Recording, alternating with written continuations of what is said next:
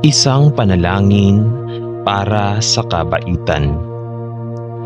Isang magandang halimbawa ng isang mananampalataya ang pagiging mapanalanginin sa bawat araw at gabi at idulog sa Diyos ang bawat hinaing at pagpapasalamat.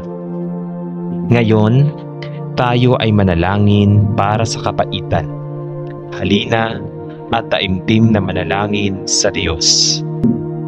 Efeso chapter 2 verse 8. Sapagkat dahil sa kagandahang loob ng Diyos, kayo ay naligtas sa pamamagitan ng pananampalataya.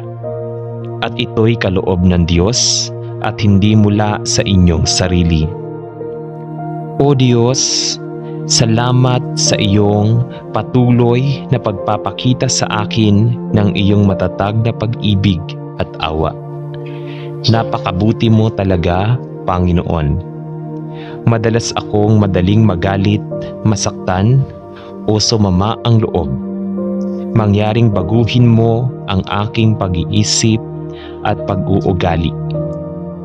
Sa pamamagitan ng iyong Espiritu, ako ay napatawad at nabigyan ng kapangyarihan.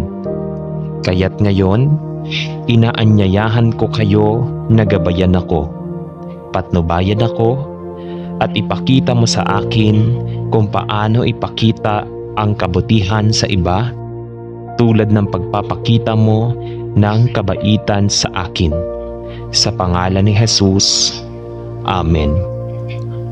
Marcos chapter 11 verse 24. Kaya't sinasabi ko sa inyo, anuman ang hingin ninyo sa inyong panalangin, maniwala kayong natanggap na ninyo iyon at matatanggap nga ninyo iyon. Marcos chapter 11 verse 25 to 26. Kapag kayo'y tumayo upang manalangin, patawarin muna ninyo ang nagkasala sa inyo, upang ang inyong mga kasalanan ay patawarin din ng inyong Ama na nasa langit. Ngunit kung hindi kayo magpapatawad, hindi rin naman kayo patatawarin ng inyong Ama na nasa langit.